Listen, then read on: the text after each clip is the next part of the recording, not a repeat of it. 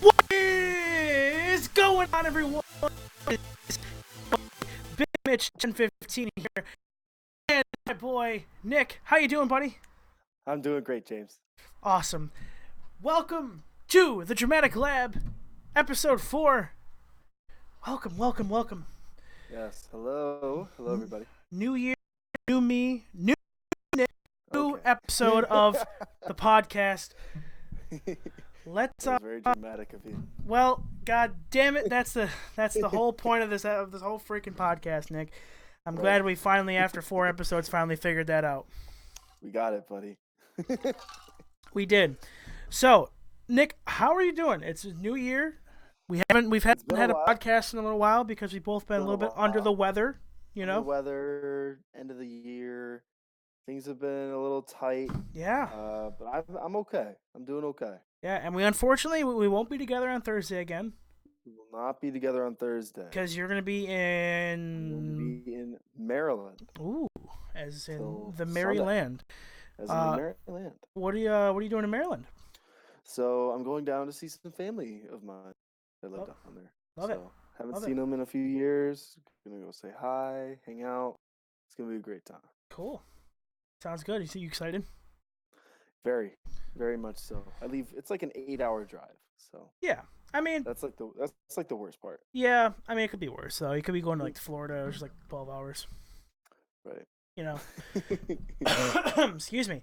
The cough is gonna be an issue, but we're just gonna power through it. So, Nick, we got a jam-packed show tonight. We do have a jam-packed show. We got some Try good. and fit as much in as we can. Yeah, we got some good topics. We got some good conversations ready to go. We were chatting in the pre-stream, trying to get things together.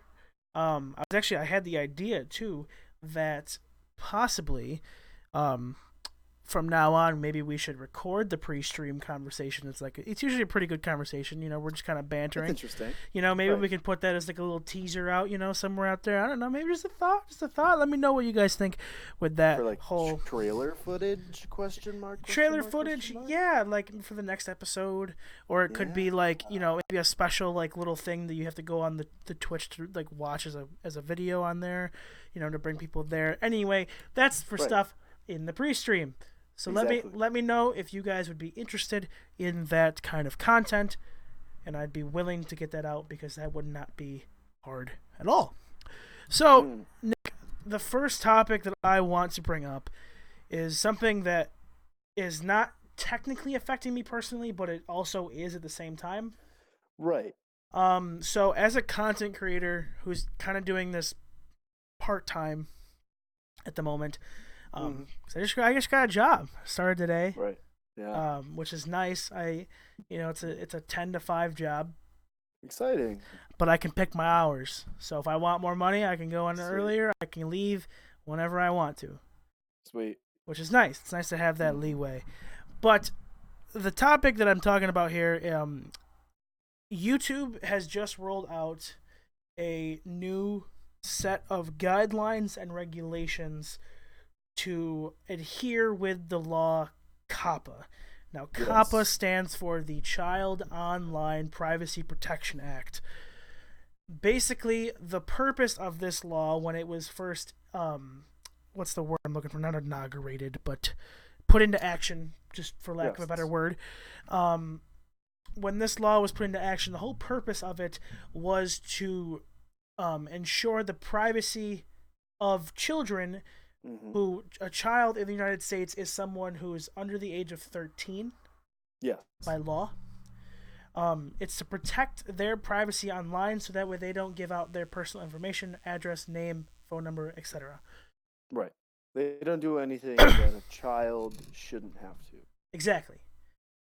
Which is very important. It's something very important, and it's something that it should be in place, because the internet's very weird, and the internet, you can get down, you can go to places and like children could get tricked into doing shit like that, like your 85-year-old grandmother. Yeah, anyone, and it's not just children, but usually people would consider children to be probably one of the more vulnerable people for it. Yes. So I feel like that's part of the reason why it was put into place. Now, coming back to YouTube here, I've been on YouTube my entire life. I've grown up on YouTube watching it. As have I. And as a creator who's been doing this for 6 years, 6 years now, it's something that kind of struck me as like, wow, this is intense. Hmm. Like what they're rolling out here is just something that has never been not this strong. I mean, you have to realize too that YouTube has been doing things to creators for a long time, and just from me following some of my favorite people on the platform, um, they're so inconsistent, Yeah, and I think that's really the biggest issue with this is because it just came out of nowhere. yeah. So, So the whole point that what YouTube is doing is they rolled out this new thing, and YouTube has a new way of posting videos. It's called YouTube Studio. It's really nice. It's sleek. It's easy to use. But now when you go through the steps, it's like first step, title, description. You know, do you want this mhm. private or public? And then underneath that, it says, "Is your content made for kids?" Now, there's some gray area in that statement. Granted, some of these things that I'm about to list off are pretty common sense, Right. self-explanatory. Would you These may? things, some of these things they aren't just for these children's channels. You know, Right. these are things that have been happening to other content creators Mm-hmm. across the platform. Right. So this is YouTube's. This is from YouTube, Google, whatever you want to say it's from. This is their guidelines to deciding whether your video, your content is made for kids. Now, kid, as under law, is someone under the age of 13. Okay? So, subject matter of the video. Example, educational content for preschoolers. That's a Right. given. I That's a understand that. given. Makes sense. Yes. Whether children are intended or actual audience for the video. Makes You want to sense. go into more about that? So basically, if you are intending your content to be for kids, Right. then obviously you have to select that your video is for kids. Or if your actual audience is kids, even though you don't intend it to be, Hmm. you have to still acknowledge that and make it kids. So, like, you could be making gaming videos, I could be but making videos about the top 10 dirtiest swear words in the world. And if my majority of my viewership is children under the age of 13, hmm I have to make that for kids. right. Think about that. Yeah. You know, think about like channels like Watch Mojo or True. um, even PewDiePie. Yeah. Yeah. Big channels on YouTube, like big channels. All the Vivo channels, Yeah. you know. Whether the video includes child actors or models. The, that one's important. It is. Um, it is, but it's also, I think, I don't know. I think it's important because it directly involves children, right? Yeah, But I don't think it necessarily directly is meant because for children. you could have child actors in some serious things. Mm-hmm. You could post a clip of a TV show where a child actor is in it, and it's Perfect like example. yeah. Go ahead. Special Victims Unit. Yes, I was just thinking some sort of one of those TV shows, There or like are, even like going into comic books. Batman, if you post anything to do with little Bruce Wayne watching his parents die, like that's a child actor, and yeah, that isn't any sort of thing that a child should be watching. right. And bringing up You the know. Special Victims Unit, it's like there's a lot of children Yes, that have Law and Order too. yeah, that have children in it, and those are not intended for children. No. especially under the age of 13. Mm-hmm. I mean, 13. It's like that's the boundary. Yeah. You know. So, yeah. Let's move on from that. Yes. Whether the video includes characters, celebrities, or toys that appeal to children, including animated characters or cartoon figures. First thing that comes to my mind is Jaden Animations. Mm-hmm. If you're not familiar with Jaden Animations, basically it's hand-drawn animations on YouTube, skits, stories that sometimes maybe not necessarily for kids, but it's very kid-friendly looking, and the content itself is very like appealing to, I would say, to kids. Another, you could say oversimplified. He does all hand-drawn animation, but it's talking about like the World Wars and the French Revolution and Right. all these bloody, brutal things that looks like it could be for kids. Like he makes it. It's visually appealing.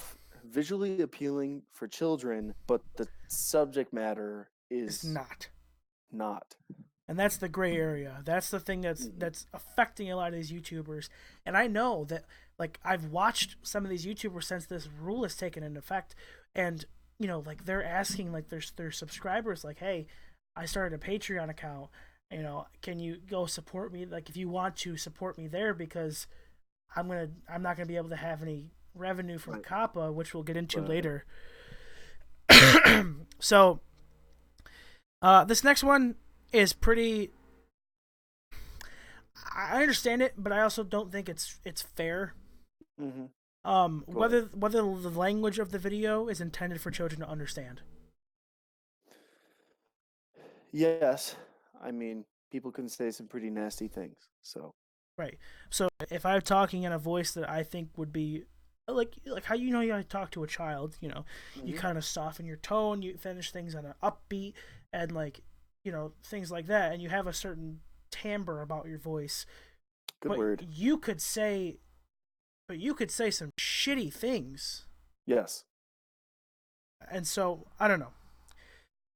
Whether the video includes activities that appeal to children, such as play acting, simple songs or games, or early education.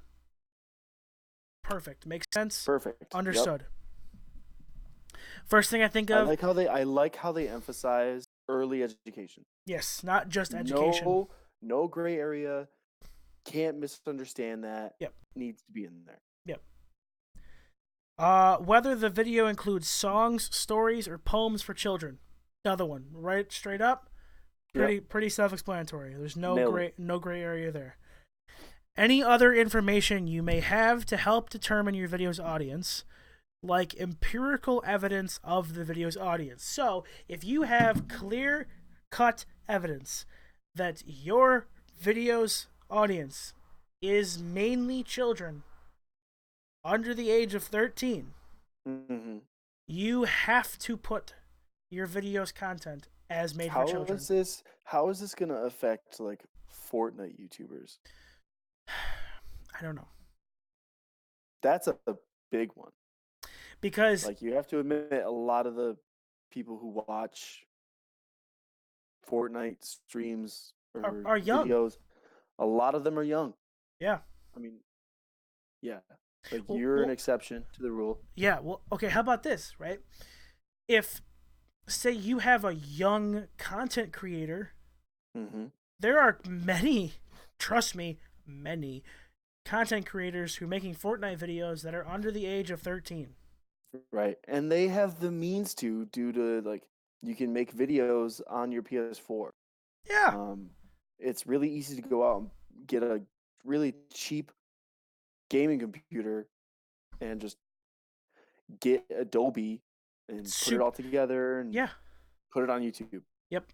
And honestly, your parents would never know. Nope. Your parents would never know. Yep. This last one is important. It makes sense. And I think this is going to be one of the bigger things that's going to affect YouTubers directly. Go. Whether the content is advertised to children. Not for children, to children. Right. Um, but like I said, makes sense. Yes. Here's a note. YouTube Analytics is not designed to help determine if your content is child-directed. You should use the factors outlined by the FTC above to set your audience. Ooh, okay. So that just made a big difference. Yes. What they just said was those guidelines above that I just read are from the FTC. From the FTC. What is the FTC, James? Federal Trade Commission. Mm-hmm. Federal Trade Commission is what put in COPPA and what is handling the legal aspects YouTube videos, of this. you're trading these things. It's, yeah. In my opinion, that's what it is. Yeah. You know? Yeah, it's the content share. Mm-hmm. So now to move into what YouTube is doing, what YouTube has set as their standard and their guidelines, their rules about if you make your content for children. And this is, to me, this makes me cringe a little bit, especially as a YouTuber and as someone who is an avid watcher of YouTube. Yes. This makes me cringe a little bit. So what we got here, so starting in January, this January, 6 days ago, started on the 1st, when you set your audience made for kids, though YouTube will restrict features that they offer to comply with COPPA. So on individual videos or live streams, you will not be able to have autoplay. Cards or end screen cards, or the little things that scroll across the screen on the top. You can click on them; they go to links or other videos. End screens are at the very end of a video. You can say subscribe or the latest video. Those are cut out. Channel branding watermark. Channel memberships, so you can become a member, but you can join a channel. Comments are gone. The donation button is gone, which I know that a lot of comments are gone or disabled. They're disabled. You cannot. You can't put comments. Okay. Donation button, likes and dislikes on YouTube Music. So if you're making kid music, obviously that gets filtered into YouTube Music. You don't. How YouTube Music works is you don't post to YouTube Music. It just filters out the music from YouTube there. So There's an algorithm. Yeah, and so you can't like or dislike on YouTube Music for whatever reason. Live chat or live chat donations are disabled. Merchandise and ticketing is disabled. The notification bell is disabled. That hurts. Because these YouTubers are already losing a lot of money, and they're already losing a lot of viewership because they have to comply with these things. And so now you don't even know that they're posting. Exactly. So all of these YouTubers are basically forced to go on a schedule that they have to follow in order for their subscribers to know. I need to post my video at this time just to make sure that my subscribers know. Exactly. It's like that a new video is coming out. It's like a streamer. Because I have to waste time in my video to explain when my next video is coming out. Yeah. Personalized advertising. This is very open-ended, and I don't know how to feel about it. Yes, I do believe, and from my understanding of this, in my research, personalized advertising is being able to customize where ads fall within the video, and also sponsored videos, I believe, also fall under this category. So this video is sponsored by Gamer Subs, something like that. That's gone. You cannot do that. Because you're technically making money off of these kids. That's what they're trying to avoid. Yes. There's no playback. In the mini player, which is when it comes down on your phone in the little thing at the bottom. There's no super chat or super stickers, and you cannot save to a playlist, and you cannot save to watch later. I don't like that. Um, We were talking pre-stream. Um, like, what if parents want to save a video and watch it later, and it's a child-friendly video, it's made for children, it's educational, yeah, it checks everything. say your kid's at school, your mom's looking through videos that she wants to watch with you later tonight, right? Because that's what she does when you go home from school. Right. She has a whole, maybe she used to get the watch later playlist. She used to sit there and like fill it up, and we'd go home and watch some YouTube videos together.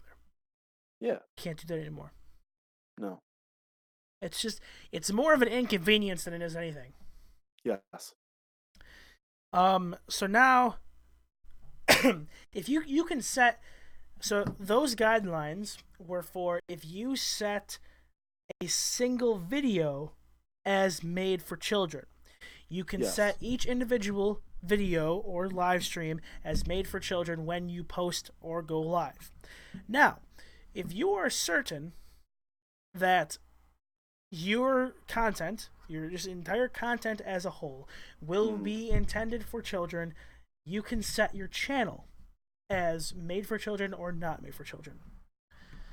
Now, if you set your channel as made for kids, starting in January, if your channel is made for kids, your videos or live streams won't have any of the features above, which is what we just read. Yep. And your channel also won't have the following. It won't have channel memberships. It won't have notification bell. It won't have posts. So like, you know how when a YouTuber posts like those say, hey, you know, new video coming out today, right? And you can't have stories either. No YouTube stories, which are a new feature. I kind of like them. They're kind of cool. It's a good way for YouTubers to promote their content. Mm-hmm. You can show like a clip with a or it's like, you know, or it's like, hey guys, you know, like new video coming out tonight, you know, something like that. Right. Now, let's say me, Big Mitch 1015. Okay. Right. Let's say I make I write kids poetry and then I read them with an animated thing going on in the background, clearly made for kids. Very clearly, okay? But let me ask you a question, James. Yes. What if you make content that you don't intend for children, but that's your market anyway? Then you have to market, like, say you market as not for children. Mm-hmm. But children are your audience anyway. Yep. YouTube will catch that. Will you get in trouble? You can. It depends on the severity of it. You can appeal to YouTube your situation, and YouTube did say it's a situational basis. Right. That action will take place. It could be something as, I imagine that it could do something as small as a channel strike, which for some is small, but for some it could be big because you get 3 strikes and you're out. Or you could get sued by the FTC if you really abuse it. Mm-hmm. Now that's because if you say you're making content that's clearly not for kids, but that's your demographic, right? And you keep saying it's not for kids, not for kids, not for kids, they're going to catch on. Yes. Because of the YouTube algorithm. And so you have to start making that for kids. And that's the problem. Is that you either have to change your content, right? Or we didn't talk about this in pre-stream, I just thought of this. Age restrictions. You can age restrict a YouTube video. Which doesn't necessarily, unless I mean, a kid could lie about their age when creating their Google account profile. Exactly. Yeah. Which doesn't do anything, but it's a step. It's a step. You've always been able to age restrict videos. I think I've only age restricted one video. It was a lot of swearing. I just wanted to be safe. But most of the time, like, you know, the occasional swearing you can get away with it. I know on YouTube, as long as you don't swear within the first 10 seconds of the video, you should be good. like for monetization, even though I don't get monetized. But Right. but so yeah, so going back to the hypothetical I was talking about with the I'm a poet and I write poetry for kids, and Yep. it's clearly for kids. Okay. And I keep saying that, you know, say I'm making it made for kids, right? Yes. I can't control anything. I can't stop them disabling my videos. I can't Hmm. stop them from disabling the notification bell, and I'm not making jack shit for money. Right. And like the reason behind it too could be extremely vague, Yeah. you know. And I think the whole reason that this whole thing took place and the whole COPPA thing became so big so fast was because of in the past YouTube has had these things that people have labeled the adpocalypses. Now Yes. adpocalypse was the first time was devastating for Yes. YouTubers because of the shit that happened. Disney backed out, Fortnite Hmm. backed out. Like those are huge like advertisers that just pulled out. I Pepsi. remember Nintendo was suing people Yeah, who even referenced them in YouTube videos. correct. Nintendo pulled out. Pepsi pulled out.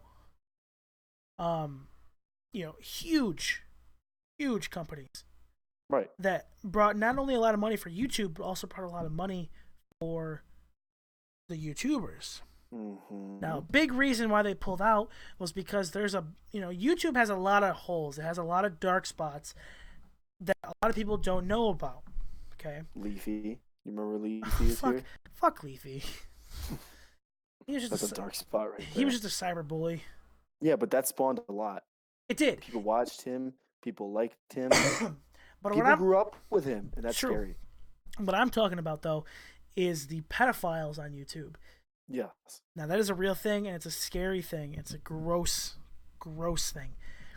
What it is and what it was, I should say, it's probably still around, but it's not as prevalent because of algorithm has been beefed since then. But um what it was is these groups of channels would disguise themselves as something else, just like a normal YouTube channel, but they would make playlists or they would post videos that were not necessarily child pornography, but they, were children doing things that these pedophiles were, writing in the comments section, and that they were communicating back and forth with like pedophilic talk and shit like that. Really creepy shit.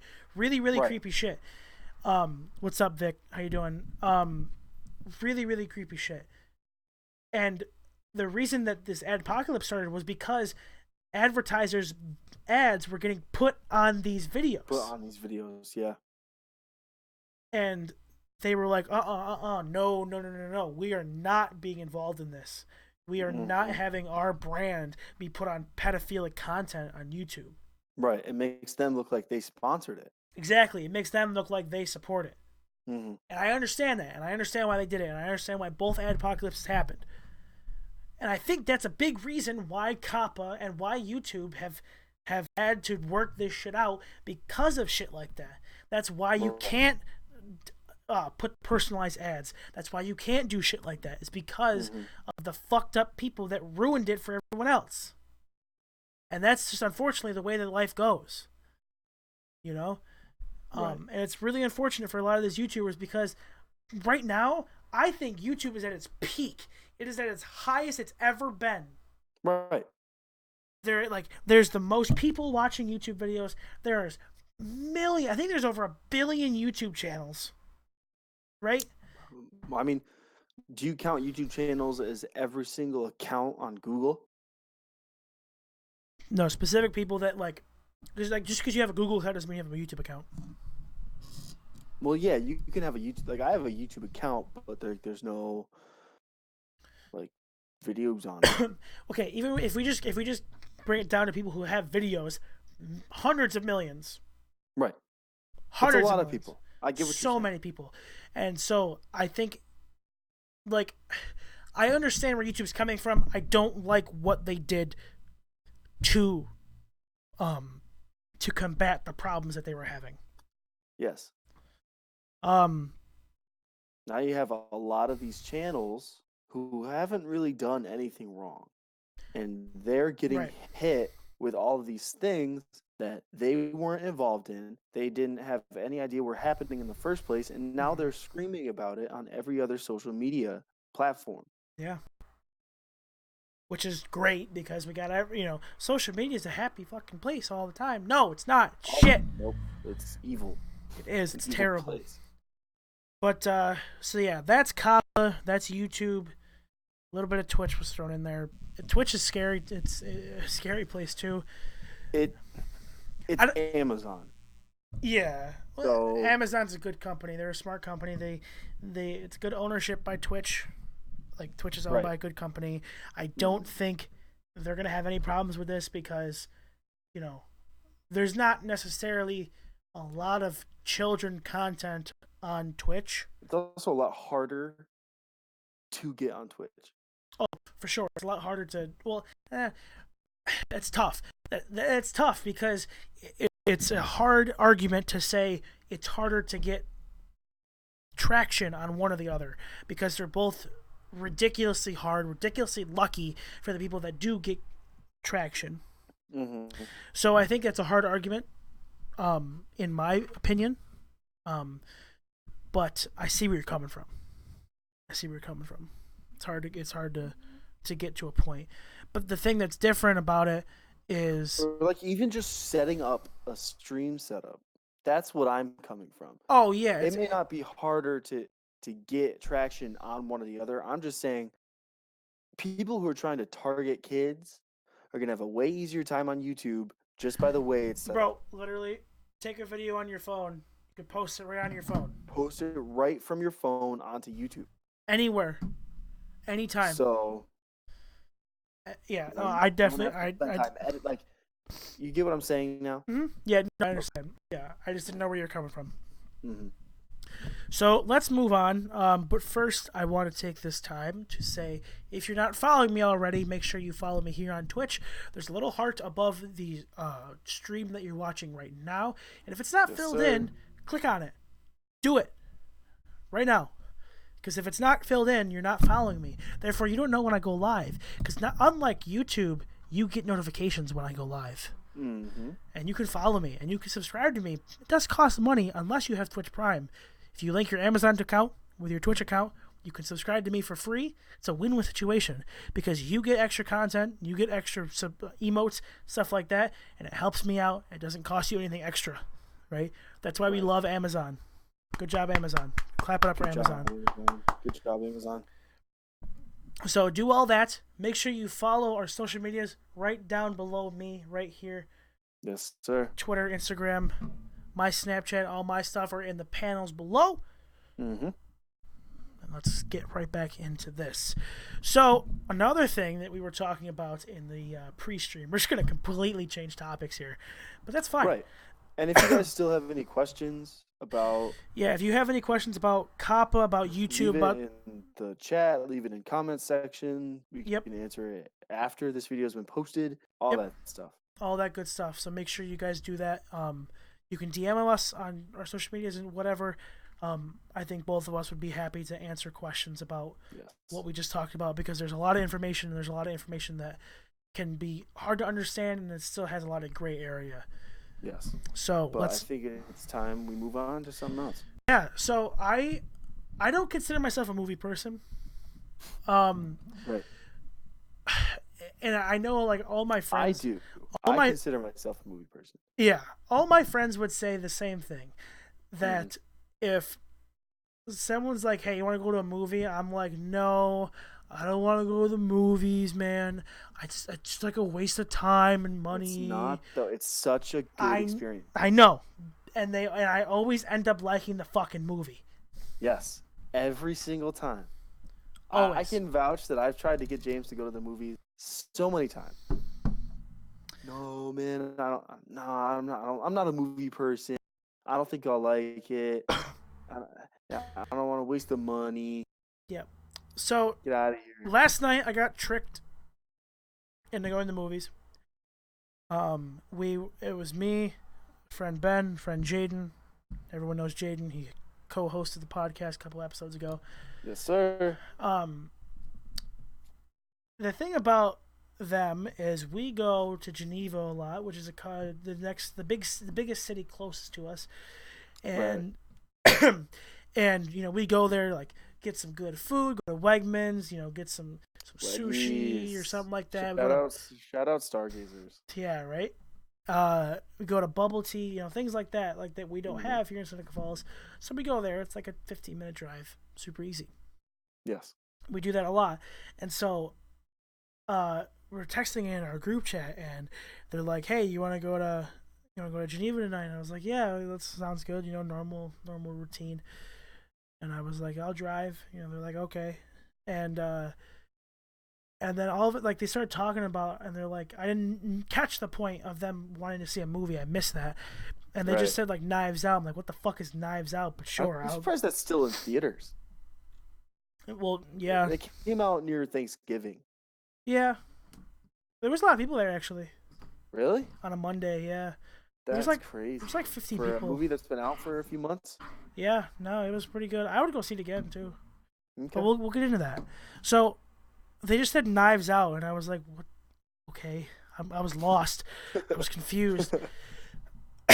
And so, it's like, okay, what time are we leaving? 7:30. Okay, sounds good. I'll pick you guys up. I'll get Jaden first, I'll get Ben, then we'll go to Geneva. Right? Sounds good.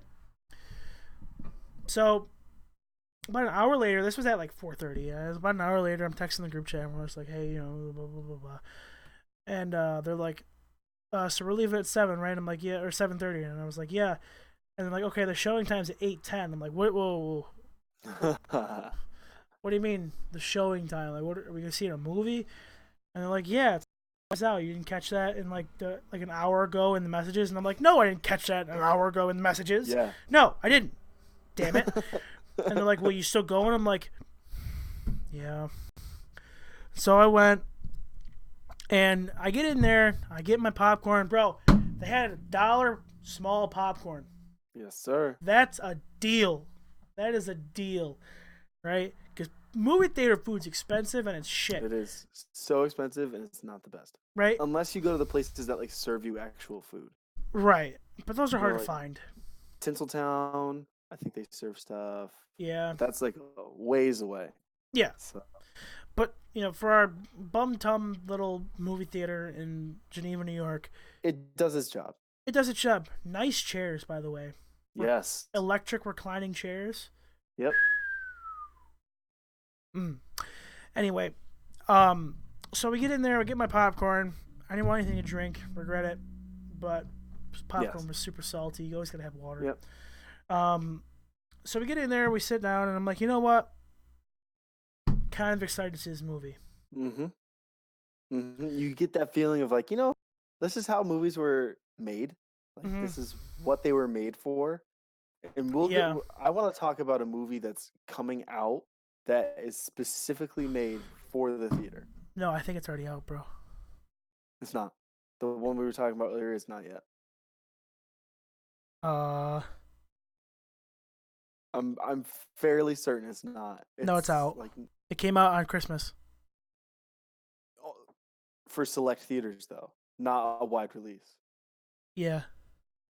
No, I'm sorry, that's wrong. Dude, it's. Oh wait. Yeah.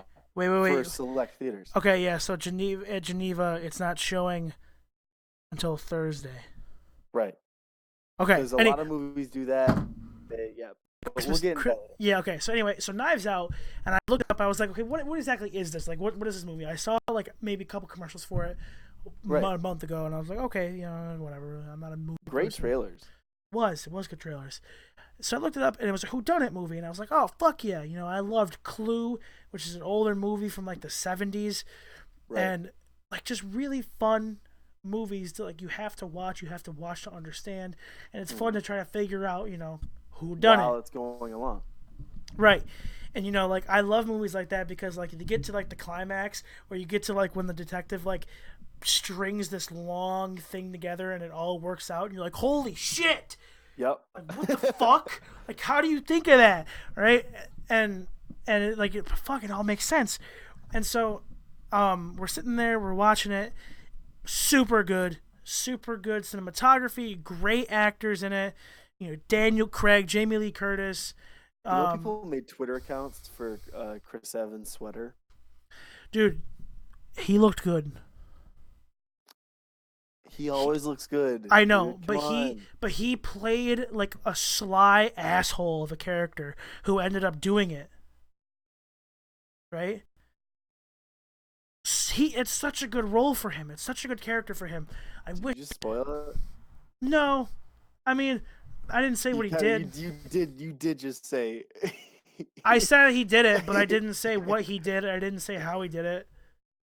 Because it is I'll tell you why it's not a spoiler. Because at the very beginning of the movie, it's very, like, pretty early on, it's like hinted that he did it. Like, he's like the lone wolf out of the group. Okay. And it's always like hinted, and then like it throws you on a curveball that someone else did it, and then you're like, boom, makes sense, they did it. And then it comes way back to the beginning, and you're like, oh my god. Right.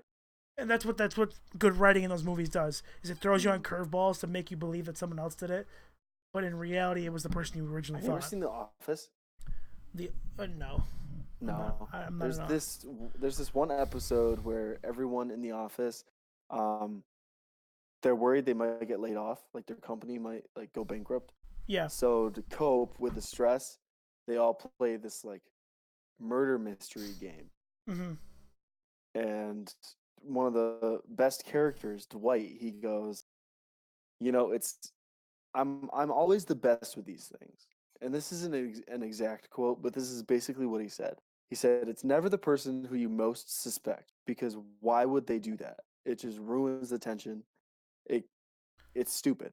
Right. But it's also never the person you least suspect, because that's a cliche. It's like that. It's that confidant character. Right. You always go with the person right in the middle, the person who you most medium suspect. Right. And the thing that was cool about Knives Out was the person who you see directly do the thing that happens, the crime, is not the one that ends up like getting, like, she gets charged with it, but in the end it's like you get thrown in a whole curveball, and it's like what the fuck, like, we saw her do it. Yeah. But that's all I'm gonna say about that, because I don't want to give away why, if there's a curveball in there. But great movie, honestly, like, fantastic. It was really, really good acting. There was a lot of funny, like, quick humor in it. That's Ryan Johnson. It was just really well. It was really well written, really well directed. And it has amazing reviews right now. Yes. It has a 97% on Rotten Tomatoes. Right. That's insane. But deserved. Mm-hmm. So good. It was so good. I was so pleased with it. It was worth my money, worth my time. Whenever your friends are like, "Hey, let's go see a movie," you should probably go see the movie. Yeah, it depends on the type of movie. I'm not gonna go see a horror film. I'm not a movie person. Watch those. I'm not a movie person for the sense that I can still know what movies I like and don't like. For example, like, there is a movie that's either out or coming out right now that freaks me the fuck out. It's Underwater.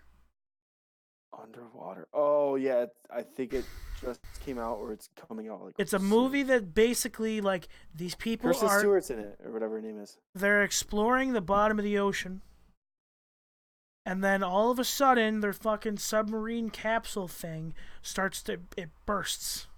And water starts to flood in, and they're trapped in this little area.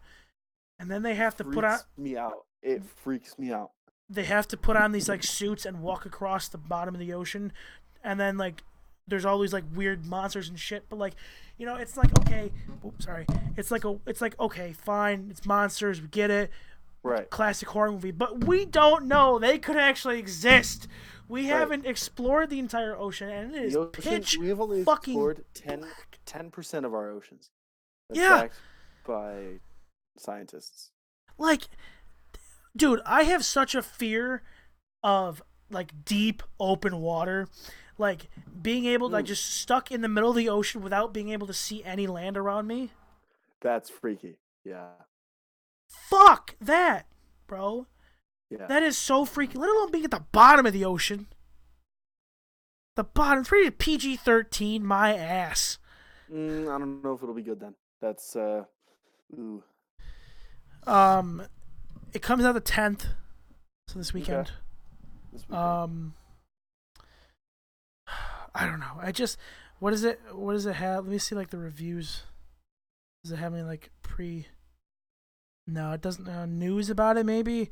Um, man, I just, it's just so fucking creepy. Mhm. But There's a movie this summer that came out. It was called Midsummer. Um yeah, it was I I don't even know how to explain how I felt when I was watching that. I didn't see yeah, it in theater, which okay, I'm glad. I saw it with a group of friends at school, okay. and goddamn, the things that people can think of are it it's foul. This Are you, movie was foul, and it still shakes me to my core just thinking about it. yeah. See, like I was saying the same thing about Knives Out, but in the sense like how the fuck can you think of a plot like that? Like Right, how the hell can you write that and then all have it work together? right. But like it's the same thing. Like you have to be so fucked up in the And head like to come up one with thing some that of this really shit. one thing that really irks me is that there are people who worship this movie, Midsummer. They absolutely worship it. And I'm like, this is wrong. Like like you need to go talk to somebody, because if you think this movie is like the best thing ever created, I'm sorry, but there's something wrong. Yikes. Like people getting like skinned, Oh, ritual sacrifices. fuck that. Uh yeah. And of course now with modern day film and modern day special effects, it looks fucking real. Yep. Ugh. Yep. Like after this, I want you to watch a trailer for Midsummer and just All ugh, right, it's wrong. I And will. I'll look at it. I'll look it up. but there are some films that save that are like the saving grace of the movie industry. And a few came out last year. All right. Once Upon a Time in Hollywood by Quentin Tarantino. Quentin That was Tarantino really is the boy child of American film. that was really good. It was like a romanticized um Hollywood happy ending version of the Shannon Tate murders. Oh, really? You know, Charles Manson, Yeah, like yeah, the yeah. Manson Oh, family. trust me, I Yeah, know the Manson family. like it That it centered around her murder, but it was different. that's cool. Yeah. He's So dude, he's insane. Quentin Tarantino's insane. he has all these movies end on um like he did Inglorious Bastards, which ended with like the ending of World War II with the death of Hitler. Yep. Um, Django Unchained with Django absolutely destroying all of his like those southern plantation owners and the families and stuff. Let's not even talk And about now, Pulp Fiction because, yeah, dude, you literally have to watch Pulp Fiction like 3 times to to understand it. understand, yeah, because How the way that it's set up, it's not it's not chronological. and it's not your average movie. It's not how your average No, movie layout is set. none And of his that movies are. exactly, that's what makes it so good is that he does it differently, but he does it well. And there's this other movie coming out called 1917 that's Dude, doing the exact same thing. It looks fantastic. I'm so ready to see this thing. All I've heard are fantastic things about this. So, bro, I'm not a movie person, but I might go see it this weekend. And if I have to see it alone, I'll see it alone. But this is one movie that first time in a long time I've waited for a movie to come out because I it. mean, Avengers Endgame, Okay, well, yeah, it was. Star Yeah, Wars. I'm not a Star Wars guy, but Avengers was definitely like that was yeah. Right. But that's a long time. It's almost a year. It was a year, pretty much. Yeah, Yeah. April, March, April. No, it came out in May. Both Avengers Infinity War and Endgame came out in May. So not quite a year yet. No, there was a Um. year in between. That's what I meant. Oh yeah. I'm talking about like a year since I've waited for a Oh movie no, to come out. Yeah. no, yeah, Um. No, and so like, yeah, no, I'm so hyped. It looks so like I hate to say the word pretty, but like, it's pretty. It looks so pretty. but it's fucked. It's war. Right, It's right. just World. I think it's World World War War One, One. and like one thing I've heard from this movie is that it's not even centered around the battles like Mm-hmm. Saving Private Ryan was. It's just following these two messengers running behind enemy lines to try and save like thousands of people. Literally, and It's there. such a simple premise, Yeah, but you can take a like that's why I love filmmaking so much. You can take a simple premise and just go with it. Like yeah. Knives Out. It's a simple whodunit, but you can go whatever way, Mm-hmm. you know? And I think what's cool about it is like it's got to be the best cinematography of Yes. the decade. And I think I mean it's 2020, I so meant like as in like the last 10 years, it has got to be the best, if not up there, right. because like there's this one clip specifically where one of the messengers is running at the camera, and he's running against or like through his soldiers that are running, into the battle, into the war, right? Yes. And he's running through them. Yes. And there's like explosions behind him. People are dying left and right because he knows that if he gives up and he does not deliver that message, thousands of men will die. Mhm. That is so simple but so deep and so well executed at the same time. I It's cannot perfect. It's what's called a wait. layered shot. Yes. It's layered. You see our main character, Mm-hmm. you know what his goal is. Yeah. You don't know what I mean, we obviously know history, but you don't know what the world outside of him is doing. Yeah. Those explosions, that means something. Yeah. Those men The running. world within the film is different than how we see it and how we know what happened because it's a different time. It's happening in the moment of the war, Right. and so that changes everything. So obviously we know how World War One turned out, but it's not like we don't know how this particular thing changed the course of things. Right. So yeah, no, I'm super excited to see it. Hmm. I'm definitely gonna go see it this weekend. Yes. If I get the chance to. Um, but yeah, so Nick, we're about an hour. About an hour. That was good. That was a good conversation. Yes. Yeah, you'd think I'd be more of a movie person because like You like because you're dramatic. I'm a theater person.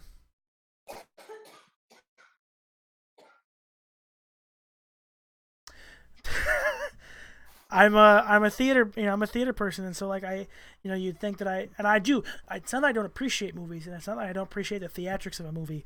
I just Right. like it's just I don't know. I don't know. It's different than the type of acting that we're used to. Yes, and I think I'm gonna try to make an effort to try to watch more movies, You um, should.